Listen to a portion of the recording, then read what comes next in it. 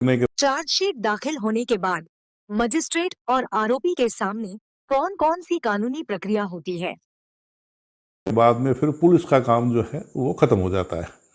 फिर आगे शुरू होता है न्यायालय का काम कि उस चार्जशीट के को अवलोकन करके न्यायालय समझता है कि इन मुलजिमान के खिलाफ आप प्रकरण चलाने की साक्ष्य उपलब्ध है क्या, तो उसमें आगे प्रश्न लेके आगे की कार्रवाई शुरू की जाती है।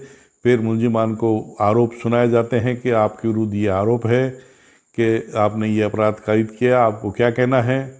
मुलजिम अगर स्वीकार कर ले कि हाँ ये मैंने आरोप किए हैं, तो प्रकरण वहीं उनको उचित सज़ा दे के समाप्त कर दिया जाएगा। मुलजिम ये बोलते हैं कि हमने कोई अपराध नहीं किया है, तो फिर आगे वो उनके आरोप सुना के उनके खिलाफ एविडेंस शुरू होती है और अभियोजन जिन्होंने आरोप पत्र पेश किया है, पुलिस ने आरोप पत्र पेश किया लेकिन कोर्ट में संचालन जो है अभियोजन एजेंसी करती है। सहायक लोक अभियोजक या अभियोजन अधिकारी जो होते हैं वो जो है सरकारी वकील जो होते हैं वो कोर्ट में इसकी पैरवी करते हैं, सरकार की ओर से अभियोजन संचालन करते हैं, मुलजिम को सज़ा दिलाने का काम करते हैं। तो अगर आरोप जो अस्वीकार कर दिए तो फिर वो अभियोजन शुरू होता है, उसकी लंबी प्रक्रिया, उसमें एविडेंस होती है वगैरह, लास्ट में निर्णय वगैरह होते हैं।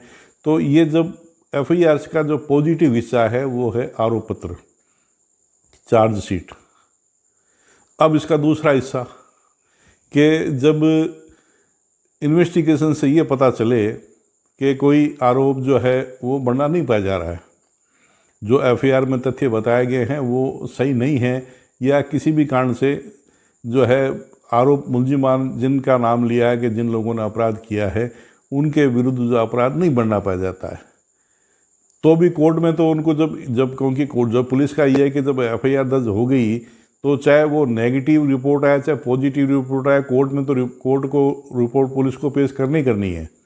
पॉजिटिव आएगी तो आरोप पत्र चालान प्रस्तुत हो जाएगा, नेगेटिव आएगी कि साहब बनता नहीं है कोई आरोप, तो उसकी नेगेटिव रिपोर्ट आएगी।